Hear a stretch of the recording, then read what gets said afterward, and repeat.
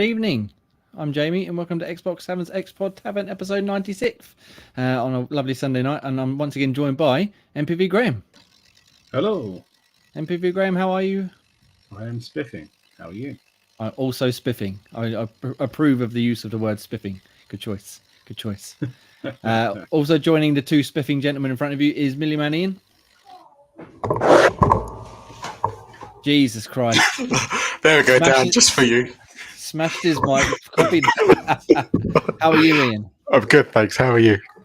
Wonderful, wonderful, wonderful. And no ladies' favourite Daniel this week, but we are joined as ever by the wonderful Scottish Gruff Ross. Hello. Hello, gentlemen. What a week it has been. Are we ready to talk some Xbox news? Yes, let's try. Let's begin. Xbox Game Pass apparently is making all the money. I don't know if any of you have seen this or not. Well, it'll never make money. What's that about? Yes, it's a bad deal for gamers all around apparently. But I've reading from Pure Xbox here. They spotted in the Microsoft's attempted acquisition of Activision Blizzard, like all the paperwork and stuff, saying that they made $2.9 billion in revenue from Game Pass in last year, fiscal period ending January 2021. So it'd be even the year before that. And this doesn't even take into account PC Game Pass. It's a bit too vague, they say, to give exact details, i.e. whether it includes DLC sales or extra bonuses that you get through Game Pass, but it still gives us a good idea. And obviously since then, they've announced that it's gone up to 25 million subscribers. So as they put here, you have to imagine the figure of 2.9 billion is now even larger. It sounds pretty impressive to us. So gentlemen, Game Pass, obviously the best in the gaming, but also the one that seems to be the most divisive amongst people who are like, oh, you're just renting games, you don't own anything. Well, told you, it seems to be doing all right. What's our thoughts on this sort of information coming out, gents? Well, it's going to be good news for us. It means that Game Pass is making money, and more money they make, the more stuff they'll put out, and hopefully more stuff there's more games they'll put into Game Pass because they know it's an achievable and affordable process. Damn right. I was listening to, I think it's Podcast Unlucky, and you like that show, didn't you? The other day, and they were saying about, was it Ark Survival Evolved, the dinosaur one? Supposedly, that Microsoft paid something like $2.5 million or something like that for 2 years, whereas Sony paid about the same for a month's like PlayStation Plus giveaway. So they're kind of getting their money's worth, as it were, because they're included for the entirety of the 2 years. And then the sequel, which is out next year, they've also paid a similar amount for exclusivity again. And I thought, wow, that sounds like a lot of money. But then if you look at it making 2.9 billion, 2.5 million isn't really sort of chump change, really. Yeah. Ross, any thoughts on this process, this information beholden to us? Just goes to show what we've been saying, just how good a value Game Pass actually is, how much profit it's going to make, how beneficial it will be for smaller devs. Obviously, it doesn't say, like you say, if it's through DLCs or sales or however it's broken down. If this is purely just they've made 2.9 billion by people subscribing or whatever it is, if Microsoft are making this amount of money from it, there's going to be a cut for developers to get their game into it. Big games obviously are what drag people to Game Pass, but smaller groups are going to have to look at it and go, if Microsoft come with a deal and offer us 60 days in Game Pass, is it worth it? And one, how much are Microsoft paying us? And two, is the exposure going to increase how many people want to spend their money to pick up the game once we come out of Game Pass? Yeah, or indeed on other platforms, like they said before. I think exactly there was one story recently where they said they put the game in Game Pass and they saw it sort of do well, and then they also at the same time saw Switch and PlayStation 4 sales, or PlayStation 5, which they sales shoot up as well. Yeah, definitely. And I mean, Microsoft, like Game Pass, even if you're primarily a Switch player or PlayStation player, if you've got an Xbox, whether it be Series X or S, whatever it may be, basically Game Pass gives you, I'm not going to say free to play or free to try, but if you've already got it and there's a sort of cross-chain game coming out, jump in, see what it's like, play it on Microsoft, and then buy it on your Switch or buy it on your PlayStation. But it's still giving you the benefit of just showing you how good the value is in Game Pass, because you don't have to buy the game, play it for as many hours as you want to find out if you like it or not, and then pick it up on your preferred console of choice. Exactly. That's, as we've said many times, the amount of games that we've all found through this service, like you with Killer Queen Black, which sadly is shutting down soon. I think it might have already been shut down actually. No, they- soon. Oh, is it the end of the month? Yeah, they're I shutting think it's like the online November-ish, servers yeah. down. So if you want to play that, obviously it's not in Game Pass anymore, but we had a great time playing it while it was in Game Pass. But I believe they're turning it into, well, to sort of sidetrack slightly, they're putting all their resources in their new game. So hopefully we get another excellent game coming out of it. But where were we, Graham? Any thoughts on this deal? Any opinions on the matter? Yeah, I think it's a good benchmark for where they're currently at if they're earning that much, because obviously you've got the family pass that's just around the corner. So if people are going to sort of abuse it as they think they're going to abuse it, it'd be interesting to see how that fluctuates after say half a year with that sort of gauge, whether that either increases or decreases. But yeah, it's interesting to know that's kind of benchmark. Everyone knows it's a decent deal. Those sort of naysayers just there's, I don't know, there's a hint of jealousy around it or whatever it is, but it's making money and it is a good deal. Renting, if it is or it isn't, very cheap bloody rental for like, I don't know, 11 quid for a month with a shed load of games in there. Yeah, so, hundreds and hundreds of games. Yeah, well, if you think of renting beforehand, that was equivalent of about 3-4 quid to have one game at a time from the likes of, I don't know, Love Film or Blockbuster back in the day. Yeah, for 3 days. Yeah, and this is as many as you want. Cram in as much of a variety of that library as you want in a month. So yeah. And let's face it, Microsoft Rewards as well. You can make Game Pass so much more cheaper. Make it self-sufficient, so you don't have to pay anything anyway. Yeah, exactly that. As long as you keep up with it, as we've told of the virtues before. Yeah, keep up with your rewards, and even if you have to pay for a month, you can cover a couple of months at a time and then build it back up again. And that's the way to do it. I find it's definitely the way to do it. Ian, it does make me think when they're actually finally going to get rid of gold. Yeah, I mean it's got to be coming soon, innit? Because they've obviously got rid of the 360. 360 games, wasn't it? Yeah, 360 is gone. So surely it's got to be sooner or later they get rid of it. Yeah, I imagine how they're going to do it as well. Like Gray said, when they bring in the family plan, maybe that will be the sort of carrot they need. But like, we're taking gold away, but this is a fantastic deal for you and 5 friends to spend on instead. And even though you're losing games of gold, you're getting, what is it, 500, 600 plus games at this point in Game Pass, including like PC and the cloud and everything else. Oh yeah, it's ridiculous amount of numbers. Yeah, and there's obviously more games coming all the time. There's a couple of games coming up soon which are coming into it, which are very big and exciting, like Plague Tale and there's the one in a few. Scorn. Thank you. Well, Scorn, yes, Scorn just come out. Yes. Has anyone checked out Scorn yet? Again, we're getting sidetracked, but no, I'm obviously busy. Going on holiday soon, but I fully intend on playing that when I come back. It looks seems to be of divided opinion. Yeah, you taking your Series S with you on holiday? No, I'm taking my cloud controller though, so I can keep a little bit in the loop. But I probably won't have much time to play. Just on the subject, just a wee quick sidetracking in regards to the Game Pass, what you're saying with rewards. If you're signing up brand new, 14,000 points gets you 1 month of Ultimate. Once you get up to level 2 in the rewards package, 12,000 gets you a month worth of Game Pass Ultimate.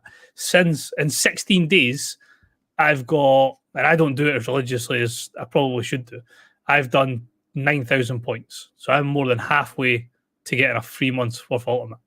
It's by literally clicking in, doing, 100 searches, barely even 100 searches, and clicking on a couple of boxes, and then the odd Game Pass reward that I do. You can quite easily get free Game Pass. And every month they also do the like October monthly bonus, where you which get is usually 2,000. For playing games basically, and like you said, doing a couple of searches. Do do a search once, 5 days in a row. Log on to the Xbox app 3 days in a row and get 3 achievements. Boom. Yeah, and that's it. And then you got 2,000 points. Thank you very much. Yeah, go towards my subscription nicely. But yeah, so as I said, this was over 2 years old in terms of when the date is from. They've increased their subscriber base. Obviously, I imagine the money's gone up, and people I'm a very big fan of Colin Moriarty and his podcast that he does, but he's forever saying he doesn't understand how Game Pass can be profitable. But when you look at this, even if they're spending $2 million for every game on the service, that's still sort of, I mean, I'm no mathematician, but that kind of works out, I think, in Microsoft's favor. And obviously it's not going to be the same amount for every game. I think they paid about $5 million for Outriders, was it, or some Square Enix game they put on there last year or so. But yeah, so we'll see how it goes. Hopefully, they'll be a bit more transparent in the future. Although I suppose they don't want to be really, because they don't want to tip their hand too much. Because now everybody's like, "Well, you're making all this money. Maybe you can pay us more for our game." Although maybe that's fair. Maybe they should do. Yeah, so we'll see. But Game Pass continues to be the best deal in gaming. And Ian, you're muted. Please round this off before we move on. As I say, I do find though recently I have noticed that more and more games are having that 12 to 18 month window in Game Pass. So I would always say, if you are keen on playing something, if it's not owned by Microsoft, you probably got 12 to 18 months until it might disappear. Yeah. But at least they give you warnings, which is the main thing. Like, you get a good fortnight warning, so you go, "Oh, I'm playing this game. I'm playing for a fortnight." If I really wanted to play something, which is what I've done a fair few times. Like, oh, shit, I need to binge this quickly. quickly download it and load it up, and let's get on with it. But yeah, Game Pass, best in gaming, obviously, as we say all the time, and many other people echo those thoughts. However, not everybody's such a fan, including Sony and Nintendo, who apparently don't want Game Pass on their system because they're blocking it because Microsoft, as Phil Spencer puts in this article again from Pure Xbox, I'll just read his quote here. He says, "We have no plans to bring it to any other kind of closed platforms right now, mainly because those closed platforms," he's being very diplomatic, "don't want something like Game Pass. There's a ton of open platforms out there for us to grow in the web, PC, and mobile. So all of our focus, frankly, is on those platforms." So it says elsewhere that if they were to bring Game Pass to Switch, for example, or PlayStation, they'd want it to be the full Xbox experience, not like a half-assed, you only get a half the library or X amount of games. They want the full fat thing everywhere, which kind of makes it understandable that perhaps PlayStation wouldn't want them having 500 third-party games on there in the service when they could sell them as well. But it's still a shame that they can't work some sort of cloud thing out or something like that where they could include it on the other consoles, because it's never going to happen. It's never going to happen, but it would be awesome. I don't understand how some people think, "Oh, this will happen because it's cloud." They're separate consoles, separate companies. It's just suicide if they're thinking they're going to do that. So I think sometimes these reports and stuff are just all news to kind of get people talking, but it's never going to happen. I mean, I can kind of understand. I can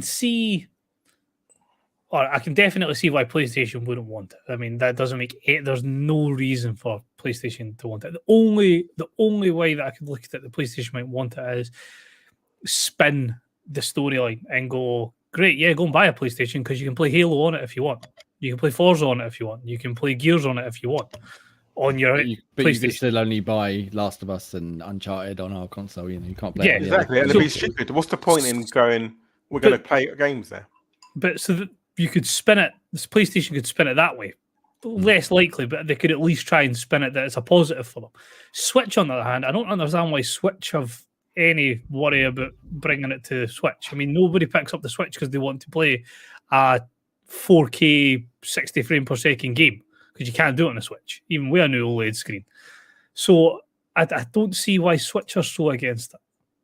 Yeah, I suppose again it's the third party stuff in it. So there's a lot of games on the Switch which do quite well, but they're also on Game Pass.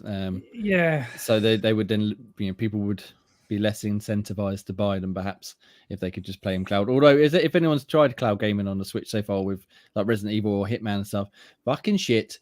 So maybe it's for the best that it doesn't go on there. Gray, would you like to see it on? Obviously, you haven't got PlayStation. Would you like to see it on your Switch, or are you happy with PC, console, Xbox, mobile?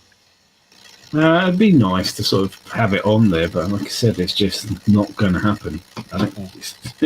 It doesn't need to be. There's plenty of other sort of Windows-based machines and more coming out, like Steam Decks and stuff, that would be more interesting to have it on something like that, or vice versa with some of those. But play it on the Switch. I mean, what's the point? I mean, you've got handheld things to play on tablets and phones anyway. Sort of the Switch just seems a bit of a pointless thing to put it on. And the PlayStation, it would be suicide for them to allow it on their own kind of machine. It'd be interesting to see how that ever kind of happens, but it seems very, very unlikely. Yeah, I'd like to see it. And if they did do it, I would like them to see, like we were saying just a second ago, sort of the opposite, like include Last of Us or God of War or something, and have like a mishmash of games. Obviously, maybe not on Xbox necessarily, but like here's Game Pass and here's your subscription. But again, they've got their own subscription now. They don't want to do it for that, so they're not going to do it for Xbox's one, So we might see it one day. Game Pass? buy a fucking Xbox. Yeah, buy an Xbox or just have a phone, and subscribe to the cloud version and play through there, which runs and performs Or wonderfully. use the PC as well. Yeah. However, what might not run and perform wonderfully is a certain game coming up soon called Gotham Knights.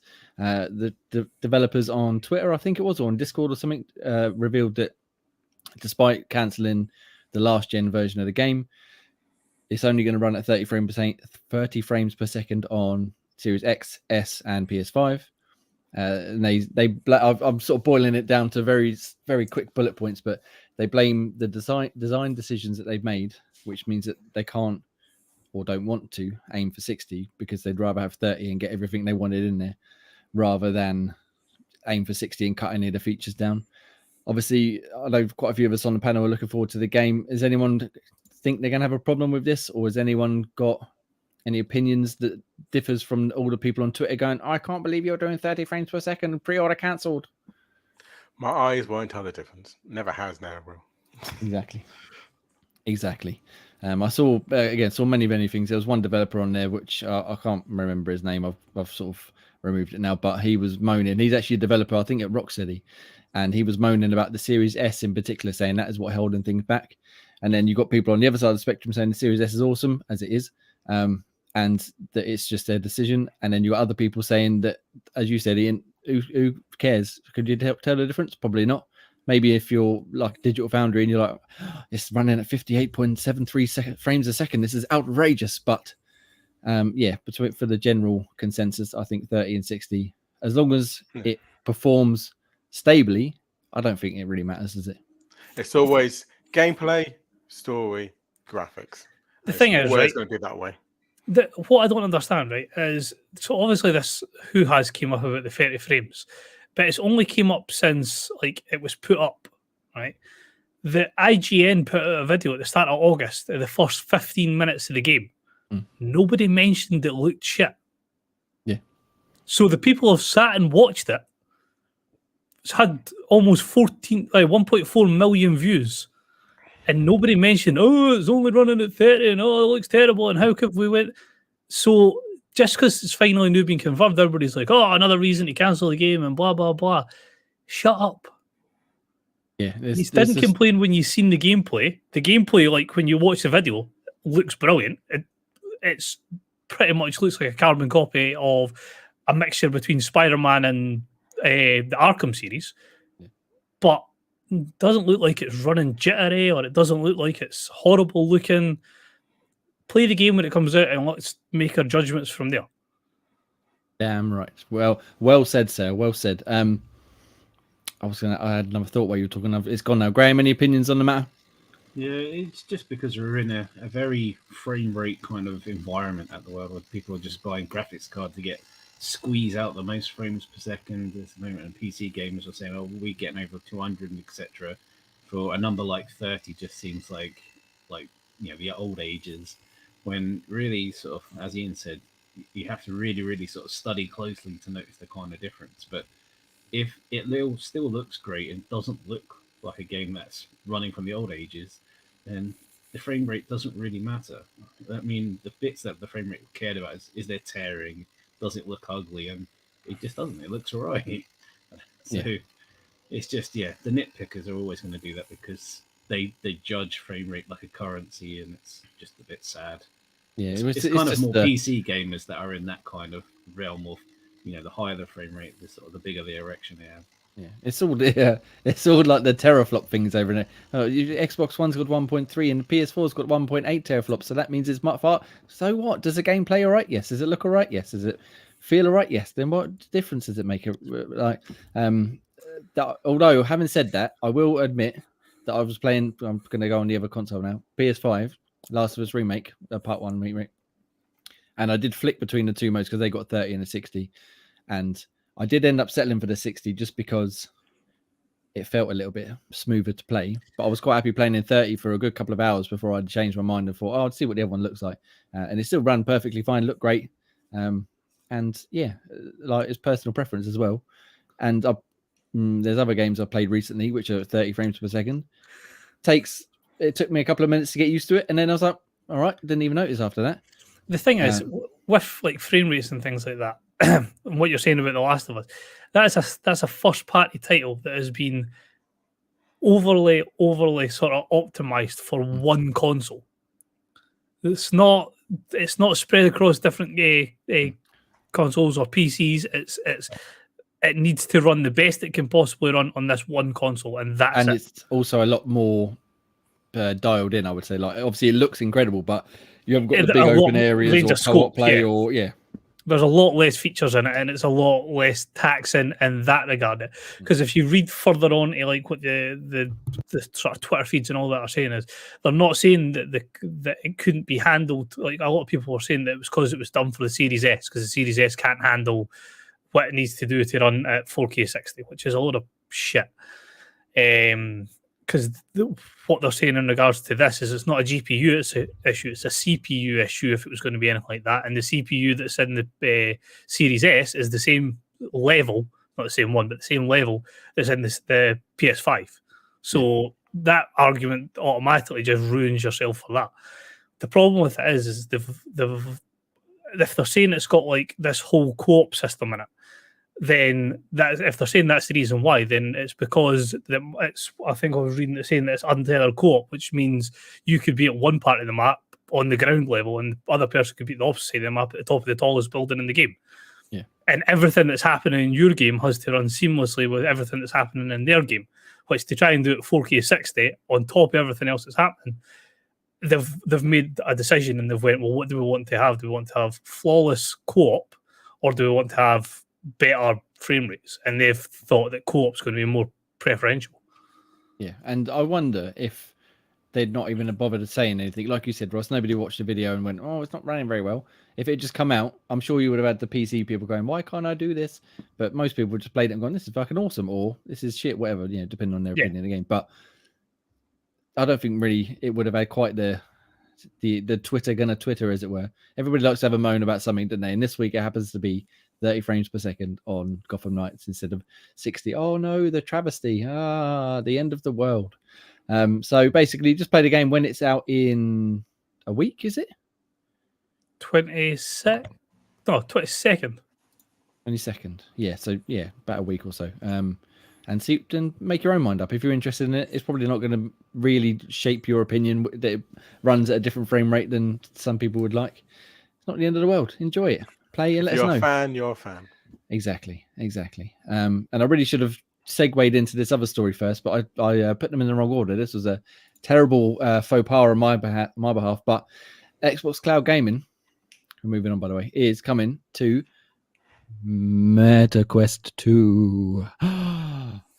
But not natively. So it's going to be an app on the MetaQuest 2, whatever you want to call it, that will allow you to play cloud versions of Xbox Game Pass. But it won't be VR games and it won't be in VR. It will just be a whacking great screen up in front of you, as VR is often used for watching films and shows and stuff. There's no date yet, but it will be, like I said, it'll be a native thing on the machine. There's no side load, because I think you can do it already if you know your way around some shifty little side maneuvers. But yeah, I'm excited. I mean, I've got a Quest 2. I haven't touched it for a while because I haven't really had time, but I'm excited to check this out. Anyone else got a Quest 2? Anyone else interested in checking virtual gaming on a big screen inside a helmet? There'll be a Quest 2 in the household after Christmas, so I will be jumping up on that. Nice. Yeah. Graham? Yeah, I actually do want this. I've actually tried to do this in the past using the Samsung Gear VR situation to try and play sort of their Xbox games through the cloud-based app thing through that. Yeah. So it is something I've actually tried to do before with partial success. Yeah. I played a little bit of Streets of Rage 4 through it, but the lag that I was trying to do through it wasn't worth it, and the amount of effort it required to do it wasn't worth it. So for it to work via an app on the MetaQuest 2, an actual decent bit of VR kit, yeah, that's kind of what I was trying to achieve probably about a year and a half ago. So just a shame I don't have one. But yeah, no, that definitely interests me. Nice. Yeah, like I said, I'll definitely be checking it out, because the screen on the Quest 2 is of high enough quality, I think, that you won't get too much like screen door or anything. So when you're playing, it'll hopefully feel a lot better than I did try it on the PSVR when I had it. I tried to play. I think it was God of War actually, but because the screen quality wasn't quite high enough, it was obvious that it was like a virtual screen, if that makes sense. So I only played a little bit, and then I ended up going back to my actual television, which is sitting there doing nothing. But yeah, I'm interested to see. It would be interesting to see how big you can make the screen, because again, being virtual, in theory, you could make it as big or as small as you like. So hopefully that'll come out soon, and we shall have an in-depth report at the time. Yeah, well, you have one, so I can try it out on yours first. Exactly, yeah, exactly. Ross, when you get yours, quick side note as well. We're proper full of tangents this week. Make sure you download. Is it Walkabout Golf? And I'll give you a game. It's fucking brilliant. Walkabout Golf. Yes, fucking brilliant. I love it. That sounds really random. It's really good. Really good. It's basically VR mini golf, and Carlos recommended me. Oh, it's fucking awesome. I'm all for it. Great game. Here's a question: what Xbox game would you want to see turn into VR? Hiccup. Oh, do you know what? Instant answer: Gears of War, because I was just using the controllers with the old chainsaw lancer. Yeah, right up in your face. Right up in your face. I went Halo was the one I thought of. Ah, Halo. Just like face to face with like a brute. Yeah, I suppose so. Yeah, run up and melee him in the face, Yeah. or picking up a grunt and lobbing him somewhere. Just I'll pick Dishonored. Just go. I mean, Dishonored is obvious. Ian, don't do this to me. Oh, Graham, Dishonored. quickly. I'll probably pick something like a Yakuza, so I could walk through those kind of lands. I'm surprised you didn't pick Lollipop Chainsaw, Jay. Well, there's already things like that you can do in VR if you want to, you know where to look, you know. But yeah, nice. Well, yeah, so we'll see what happens then with that. Yeah, and hopefully it will be worth the effort of going through and setting it up. Cool. Any other big news, gentlemen, you want to get into before we move into the quick hits and on to the rest of the show? Let's do this. Let's do this indeed. All right, just some very quick ones that sort of I'll bring up the headline. If anyone wants to talk about, they can. If not, we'll move on. Sonic Frontiers, which is out in a couple of weeks, is getting free Monster Hunter DLC shortly after launch. It's basically a set of outfits for Sonic by the looks of it, and what they class a fun mini game. There's no details. They just said it's a fun mini game. So we'll see what happens with that. Deathloop has officially been confirmed by Arcane to be part of the Dishonored universe. Very exciting indeed. Did people just not know that? I think, well, as they said, that was weird. Yeah. Yeah, I'm not getting into the full article, obviously, but they said they left a lot of hints, a lot of things, some that people have found, some that they haven't found. And with this recent update, the Golden Loop update, people found that on the back of one of the guns, there was a picture of Dunwall Tower. And so they started piecing the clues together, and they said it basically takes place way after the end of Death of the Outsider, which if you haven't played that, it will make more sense when you do play it. It's sort of, yeah.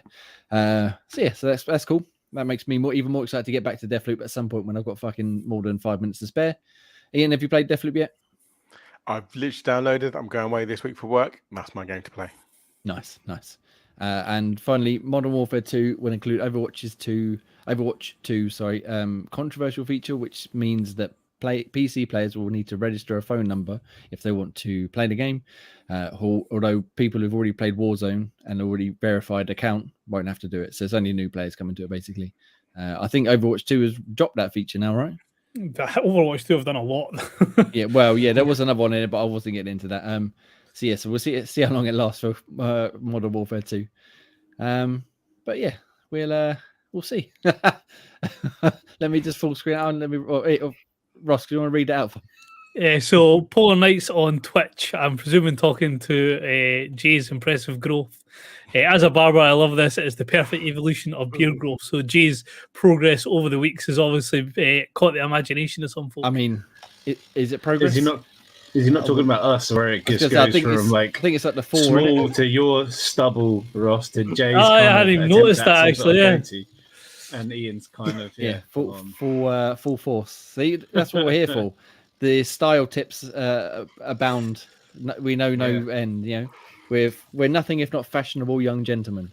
I mean, we're not young and probably not gentlemen. I'll take that. Daniel, I need you. Cool. Yes. Well, thank you for that. That tickled me. And speaking of being tickled, Ross, why don't you plug me for the week? just as I go to pour myself a drink. So starting to talk, work our way down. We are patreon.com/Xbox Tavern. If you want to support us with your hard-earned money, jump on to Patreon. There's various different tiers, each with different perks and rewards. And shout out to our superstar supporter, Beth. Easy for me to say. Thank you very much for the ongoing support. Apple and Spotify podcasts, if you could leave us a 5-star review, that'd be fantastic, and leave a wee comment underneath. The more people that review us and comment underneath get us more exposure and get us into more people's ears and on eyes. Find Xbox Tavern on all other favourite podcast apps, SoundCloud, Stitcher, iCloud, iHeart, I was getting mixed up there. Loads of different ones. You'll find us all in all different places. Written reviews can be found at xboxtavern.com. Jay will have a list of those later on in the show. Socials, which we have been terrible for this week and haven't actually even put the banner on the bottom of the screen. You'll get us in all those different places: Facebook, Instagram, Twitter, TikTok, Patreon, OnlyDance, whatever it may be. You'll find us on all of those.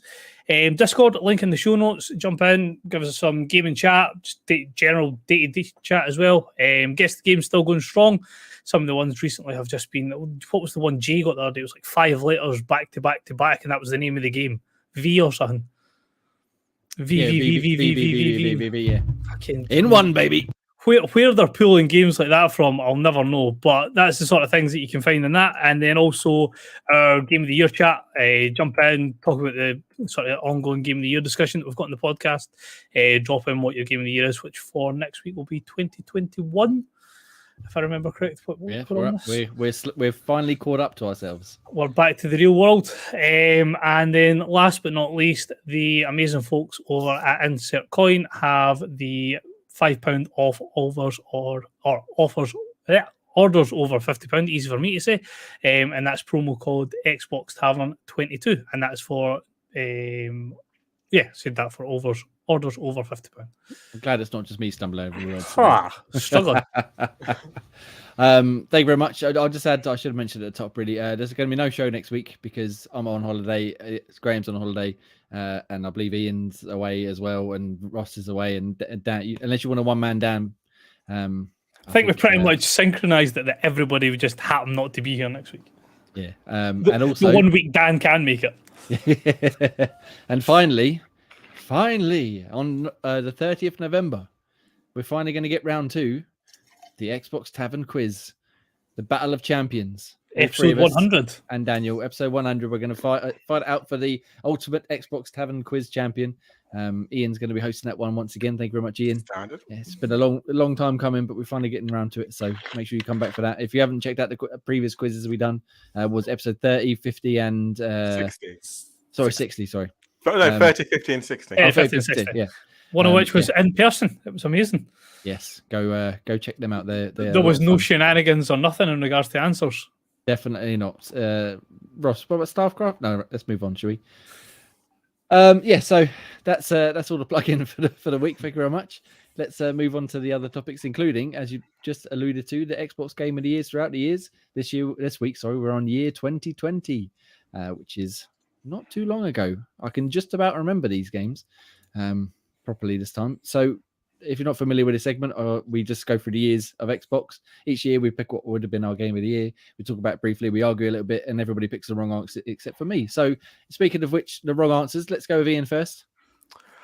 Why don't we go for you first, mister? No. No, we'll go with me first.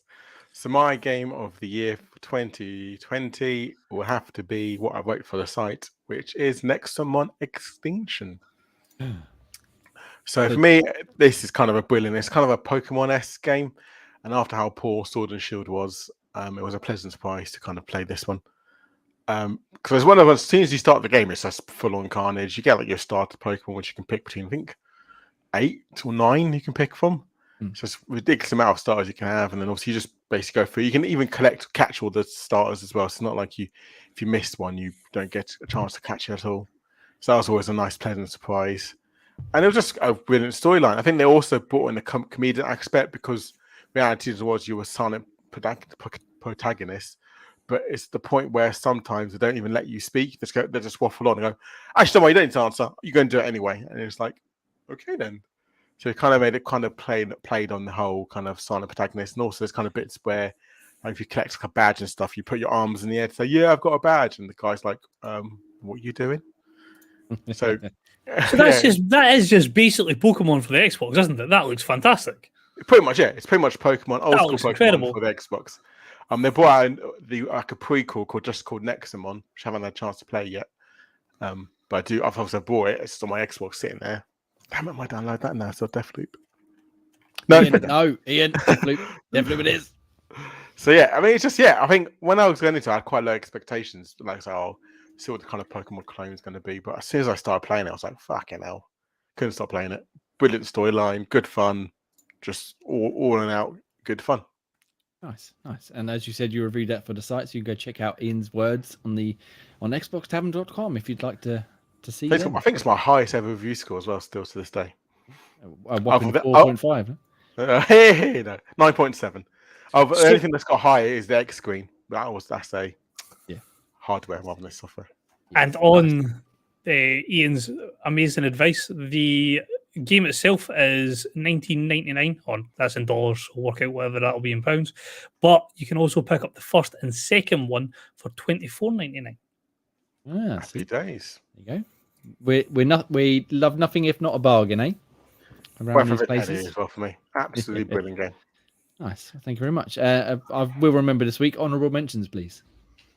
Honourable mention for me, there's only really one, and that was, I had to double check to make sure it did come out this year, but that's COD Warzone. It kind of helped me going through lockdown. It was kind of a good banter game, along with like Grand Theft Auto. We also played a lot of Warzone, and I think it was just good kind of, I never played on mine. I always played with like all my friends and that I have, and that kind of made the kind of camaraderie, made sure like you feel like, oh, lockdown's boring, there's nothing to do. Jump on Warzone, someone will be on that, you know. So for me, that kind of made lockdown a bit more sane when it's coming gaming wise. I think a lot of people. I think there's quite a few people from the community that they've sort of agreed, and like what you say, the whole lockdown type idea, that was like a godsend that they had that game just sitting there that they could jump on at any time and get some sort of relief from the fucking day-to-day life that we were having to leave at that point. Yeah, I think during lockdown, it was literally every Monday night was guaranteed Warzone night. You'd always get a game with someone, and then Thursdays was always GTA. And then if people wanted to stay on, it was Warzone afterwards. So those 2 days was always like full on stuff to do. And yeah, for me, I think it's kind of basic, you know, your classic battle royale. Everyone knows what it is, but for me, that kind of year did help a lot. Yeah, well, as Ross alluded to in the Discord, Sir Mox a lot and Risky the Kid both picked Warzone as well. It seemed to be quite a popular answer. Good choice, guys. Yeah. I mean, we're probably going to end up talking about the pandemic quite a lot as we mentioned these games, which is, we try to keep the positivity up, but it's a fact of life, isn't it? Like, it happened. Gaming definitely helps a lot of people. So, all right. Seeing as you suggested, Ian, I'm going to go next, and then I'll drop into Graham and Ross as I choke on my own face. So what's the correct answer then? The correct answer. Well, I'm going to give you. I've written loads down because obviously I like to write loads, but I'm not going to read them all out. I'm going to pick as one of my honourable mentions, Superliminal, fantastic puzzle game, which I believe is still on Game Pass. Fucking awesome puzzle game, like first-person physics-based puzzle game where you change the shape and size of objects by moving them around the environment. So if you look really close, it becomes small. If you look really far away, it becomes big. And then, it's really clever, and it's got a really great sort of message and story as well behind it. So yeah, definitely go check that out. And I'm going to go for Superland, which also is a first-person puzzle game, but more of a like an adventure type thing. So you get like a big open world, you got to explore, and you got to try and find all the hidden areas and work your way through these like physics-based puzzles again and combat and stuff. And it's just fucking brilliant, really, really brilliant. However, the incorrect answer. Both of them games were, if this game hadn't come out, it would have been one of them. However, the best game of the year, and the only correct answer, I'm sorry, everybody else, is Streets of Rage 4, which it had been something stupid like 25 years or 23 years since Streets of Rage 3. And when they announced it's coming out, they revealed the sort of art style of it, and everybody, including myself, I will hold my hands up, I was a bit mixed on it. It looked a bit pastel-y and a bit sort of blurry, and it didn't look right. But as soon as I got my hands on it, man, they fucking nailed it. Absolutely nailed it. They kept the sort of feel of Streets of Rage 2 and 3. They kept a lot of the characters, obviously. They kept a lot of the moves, but they brought it up into the modern day at the time. with fucking excellent, like smooth controls, smooth gameplay, and excellent level design, boss battles, new characters. They including who? Oh, fucking hell, get me words out. Cherry, fucking love Cherry. She's brilliant. As well as they bought great, like the sprites from like 1, 2, and 3, wouldn't it? That as characters you could play as once you unlocked them. Yeah, absolutely. As you progress, you get more and more points. You unlock the previous versions, exactly how they were, and their exact moves down to their special moves. So, like in 1 where they sort of brought the cop car along to fire things, that's come along, and it's just and basically all their kind of the old school characters are in the game. Yeah, it was. I just saw it said 17 characters you can play as. I was like, bloody yeah, that's loads. Yeah, it was like a proper love letter to the old games. Obviously, like I said, 20 odd years ago, but they also included enough new stuff and improved the gameplay itself to make it feel like a whole new game that was worthy and not just like you remember this, old people, you remember this game from your it's fucking brilliant. And their mistake they did though was there wasn't allowed 4-player online. It was only 2. That is because for the first time I think they allow 4-player co-op local, but only 2-player online. If they'd included 4-player online co-op, probably would have given it 11 out of 10, but they didn't. So I had to knock it down. But honestly, just I fucking loved it. I think it's brilliant. And the DLC they brought out, I think the next year, Mr. X Nightmare, just as fucking good. But obviously we're into another year then. But yeah, Streets of Rage 4. It was on Game Pass. It's not anymore, but it's not too expensive, and it's just fucking brilliant. I can't fault it in the slightest. It's currently on sale for £10.49. Damn right. Do you know what? I think it's on sale on the Switch, actually. I nearly bought it on there to take it with me on holidays. No, I don't need it on Switch. That's not too bad. I've already got it. Yeah, I highly recommend going and checking it out. However, obviously, my answer is not necessarily everybody's cup of tea. So, Graham, tell me all about your favourite game for 2020. So, for 2020, once again, sticking with my same RPG theme, not deliberately, it just happened to be that those are my chosen games. And the one I picked for 2020 was Yakuza Zero. So this was literally my first dipping my toe into the Yakuza series, and technically it wasn't the first in the series. It was kind of like it was a remake but prequel to the kind of the Yakuza series, and it was just amazing. If you hadn't touched sort of Yakuza before, this is the first one to definitely get involved in. The whole storyline is immense. It's just so many twists and turns, and it really sort of makes you buy into the sort of the main characters of Kiryu, who as you see sort of kicking about at the moment. So he's one of the main characters through most of the kind of series, and you touch on the other character, Majima even, sorry, who's in there as well with the eye patch. And it's just the way that the game plays out, the style, and it's just great fun, great story. Just and the same way as sort of they do, there's so many different mini games inside it as well that you can just lose yourself with playing like darts or playing different kind of Japanese like board games like shogi, and which is a kind of type of chess. And then they've even got some of the Sega arcade style games that you can jump in on as well. There's so much kind of deviation to the main game, just there's plenty to do. And sort of with the different upgrades, you had different kind of fighting styles that you could play with as well. A quick one, a strong one, and a bit of a mixed kind of base one. And it's just, it's so much content sort of jam-packed into just a fun kind of game based off, obviously, the Yakuza, sort of the Japanese mafia style things. But it has its serious sort of bloodthirsty tones in some place, and then it's extremely light-hearted and comedic in other kind of times. So, it's great. And my honourable mention, which weirdly was almost full circle, was the fact that the newest one, the Yakuza Like a Dragon, came out this year. I didn't play it this year, but it was definitely when I finally got around to it. It features Kiryu, but he's not the main character in this kind of version. They completely switched up the fighting in this one and made it turn-based.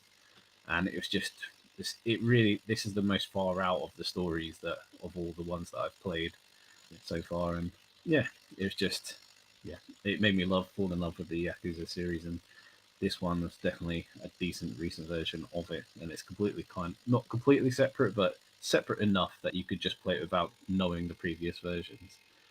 And yeah, very awesome series. I'm glad this one was the one that helped me find it. Nice. And as going forward, it's going to be known as Like a Dragon now, isn't it? So I think they announced the other one recently, Like a Dragon 8, because apparently that's what it was called in Japan, not Yakuza. It's called Like a Dragon. So they're sort of giving it the old shift around to the titles, but yeah, so it carries on at least. And it does. This one says it was a tag team with Ichiban and Kiryu, which should be quite exciting. Yeah, like a virgin. I was waiting for someone to do it. I fucking knew it'd be in. All right, thank you very much. Ross, let's get to you then. Tell us all about your games of the year for 2020, please. So I just had, I can't remember what I had put down for. Did I put any other honourable mentions down? You put one down that came out in 2020, technically. Technically. Really? But neither did Yakuza Zero. That came out on PlayStation early. So it's fine. Get on with it. It came out on Xbox. Get on with it. Get on with it. Xbox Tavern. Hades was my honourable mention. Honourable mention. I'm sure that came out. Good game. Good game. Hard as fuck.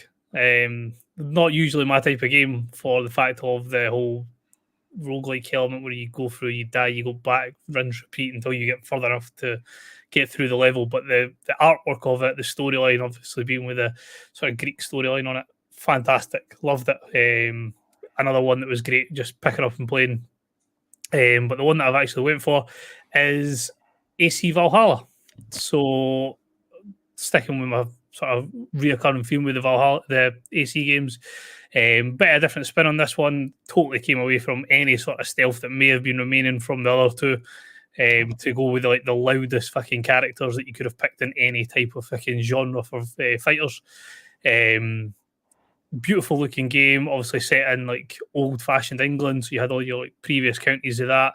Introduced a character who, unknown to that point, is actually going to be quite important going forward in the Assassin's Creed series. The two sort of characters that you could play, or the one character you could play, either male or female, both of the character models for that were fantastic. If you wanted to go the male Ivor, you basically got a character straight out of Vikings, but the female Ivor was every bit as sort of great to play. That was who my first playthrough was, as the female Ivor, because I heard the voice actor was a bit better. But the storyline, then the additional DLC that they brought with it as well, the sort of Dawn of Ragnarok, I'm sure it's called, was another great DLC. Something that you just expect from the Assassin's Creed games is when they start going down the sort of fantasy routes in regards to their DLCs, whether it be the Egyptian gods or the Greek underworld and Odyssey, they do a fantastic job of it. So bringing in sort of the Ragnarok element of it with everything that's happening, and where you can find the sort of legendary Nordic weapons that you would have, like Mjolnir and things like that. They just done a brilliant job introducing that to the storyline. Nice. And so this was the most recent one, right? Yes. Yeah.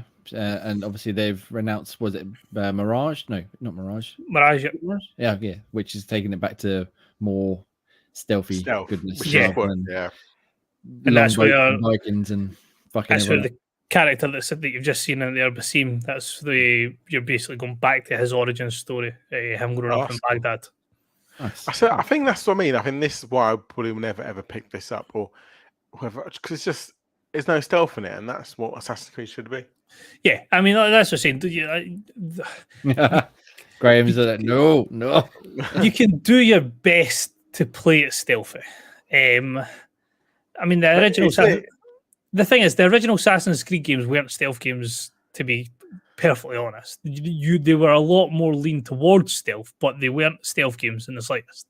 You could quite happily run from A to B, chopping everything down in your path like you do in these ones.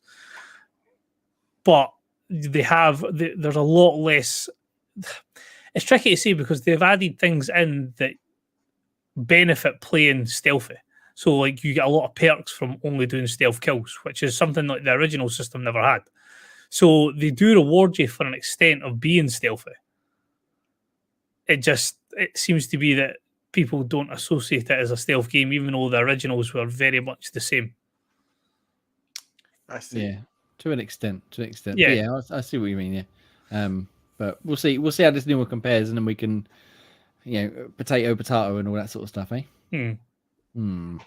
But that's all of our answers. So quick rundown again, so we can get the list down. Oh, we should mention Dan's one. Sorry, I should say he picked Call of Duty Black Ops Cold War, which is also a great game that year. Took him about 10 months to complete it, though. Yeah, I thought it was Did going that to surprise you though? No, but I always remember. You completed it yet, Dan? No. No. Oh yeah. Next one, extension from Ian, Yakuza Zero from Graham, Assassin's Creed Valhalla from Ross, and again the only right answer, Street Fighter 4 from myself. So let's get into the community answers quickly. Rorka Dude, hi Corey, also writes on the site. He picked Tony Hawk's Pro Skater 1 and 2, which is a fantastic collection of the Tony Hawk's games. Really, really good sort of remake of them. Kaninch, good friend, special guest Pete, picked F1 2020 thanks to the what's it called, the career mode. I did Breaking Point. Breaking Point, thank you. And his honorable mention are the Complex and Final Fantasy VII remake. Obviously that's not come to Xbox yet. I doubt it ever will, but never mind. But the Complex also a great game, great sort of FMV game. And Justin Bedford on Twitter said Minecraft Dungeons, which is also a good game. We had good fun playing that, I believe, at one point, not for Project Game Pass, just having a laugh. Us three and special guest Pete. Yeah. But yeah, so that's all of our games. Next week will be 2021. Obviously, that then brings us up to the modern day, and we'll discuss our 2022 games of the year towards the end of the year, probably early November, early December sort of time. I would have thought, depending on what's coming out. There's still a few big games to come, including Callisto Protocol, which is, when is that? The 2nd of December, is it? Is that not just been moved forward? Am I don't know, talking has it? rubbish? No, Has it? what am I thinking? I'm thinking of something else. I don't know. But yeah, so we've still got a few big games to come yet, so we'll discuss them as and when we feel the time is right. However, let's bring ourselves not too far, but back into the future. And let's talk about games you have been playing this week, including Project Game Pass. Has anyone actually had a chance to check out Project Game Pass this week? I mean, I haven't. No, nobody has. Okay, so we'll just I'll just run you through what we picked. So we picked a game called Evil, which has come to Game Pass, last week. And it's like a social deduction game where you got to try and figure out who the killers are whilst also completing tasks and stuff. Looks quite fun. I'm sadly, as I said, I'm going away on holiday for a couple of weeks, so I won't be around for a while. So I'm not going to get a chance to play it with everybody for the month, but hopefully we'll play it when I come back. I'll leave it up to you lot to figure out when you guys are going to play together and maybe stream it and stuff and have a laugh with that. However, let's get into what we have actually been playing in. I've been playing something I'm not allowed to talk about yet, and that's it. So I'm going to be very quiet here. Ian, you've been playing something you're not allowed to talk about. And I've also one game I can talk about because it's probably the only game that I've played in this household which I'm forced to play. And whilst apart from Redacted, I've been playing a lot, and I mean too much that I want to play, of Minecraft. Nice. So my son is absolutely obsessed with this. To the point where he just non-stop talks about it, non-stop wants to do things. I've got about 7 worlds with him at the moment. I've killed the Ender Dragon twice with him. It's just constant, like every time. And also, what's funny about it is he can't just have a normal conversation with me when we're playing. It's always, Daddy, can you do this? It's like, yes. Daddy, can you come look at this? Daddy, can you? It's like, Charlie, don't just say my name every time. Oh, okay, sorry, Daddy. Daddy, can you come look at this? Like, every conversation interaction is always Daddy, then what he wants to do, or Daddy, can you come look at this, or Daddy, can you do this? Daddy, can you build this? So it's like always constantly trying to get resources. He fucking knows more about it than me. Oh, you need to put this and this together to make this. Like, all right, calm down. Like, oh, what do I need for this? You need this resource and this resource. It's like, fucking hell. All right. So yeah, just. Did you play legit or just creative mode though? Most of the time it's creative, but sometimes it's like you say, we do legit first. But like if we want more stuff to build, we obviously go to creative. But mainly, our main world we've got is all pure just survival at the moment. Yeah. So that's the fun one we're doing at the moment, where we actually kind of farm for resources and stuff.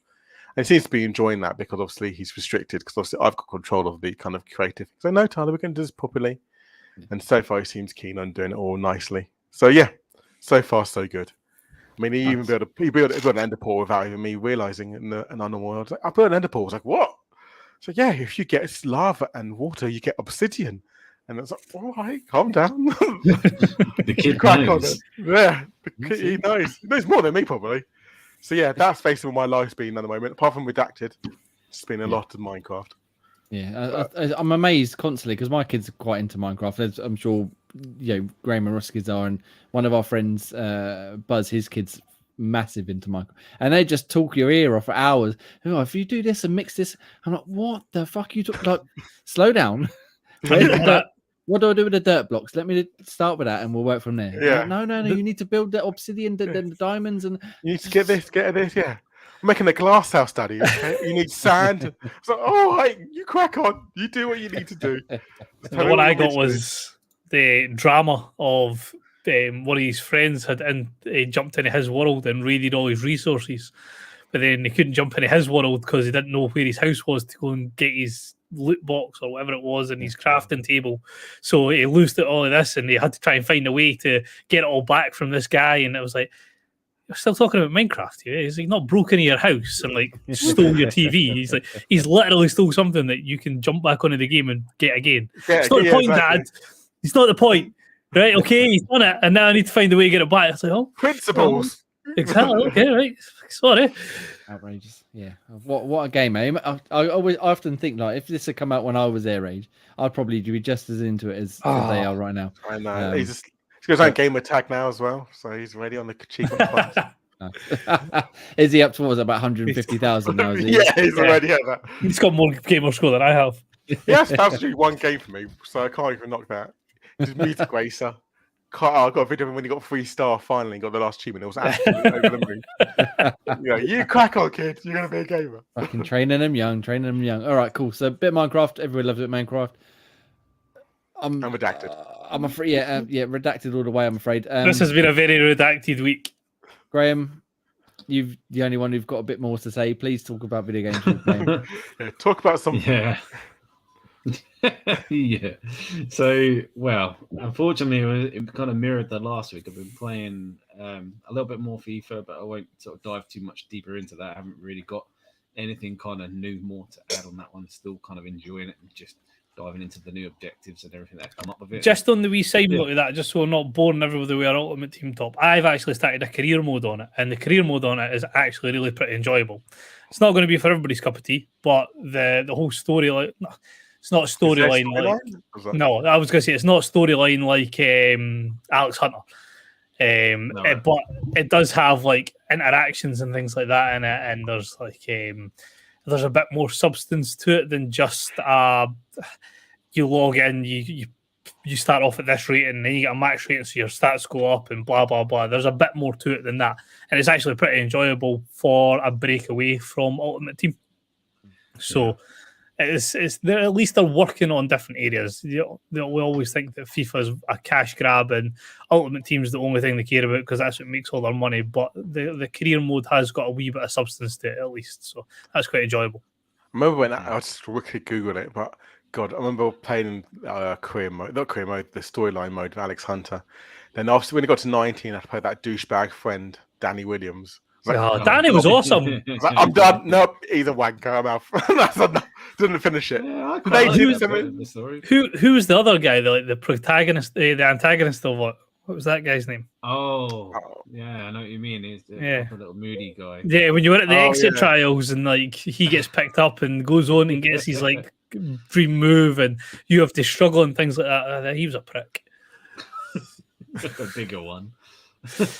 I didn't mind Danny. Danny was sound. I didn't mind that as well. Yeah, Gareth Walker. That's the one. Yeah.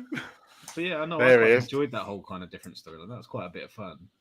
It got a bit weird. Maybe just give it more. End, but yeah. Did he play his sister as well? No, was it his sister? Yeah, he plays his sister. Yeah, in the light. Yeah, that was good. And but yeah, I do want to dive into maybe try out a bit more Volta and try the Pro Clubs bit. It's just trying to find the rhythm and the right sort of time to sort of do the problem is like at the time we are like there's a group of us that are available, well the 5 of us that are on the show, me, you and Dan. Normally if we've got free time, it's like right, crack out 15 games, squad battles to do all these achievements and get these Yeah. packs or players unlocked, or we need to do our rivals to get any weekend. And it's just like, all right, I've done my weekly allocation of FIFA and we've not had a chance to jump in and play pro clubs. Yeah, you need your practice when it's me and Jay versus you three. I know, we're terrified. That's why we're not Yeah. doing it.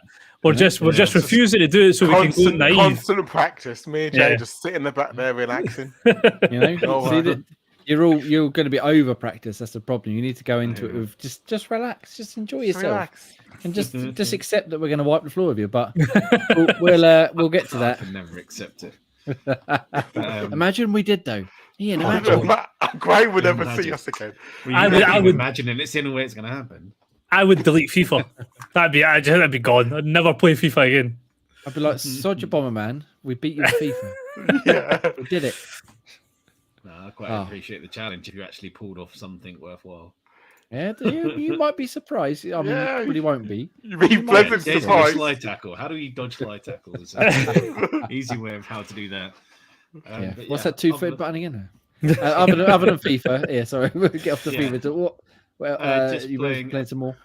Yeah, playing some more of the Pathfinder sequel that I'm currently in the midst of kind of reviewing. I needed to get to a certain part to unlock not unlock, but just get to a next kind of phase where you become the leader of the crusade, and then there's basically you have to lead armies into different kind of territories.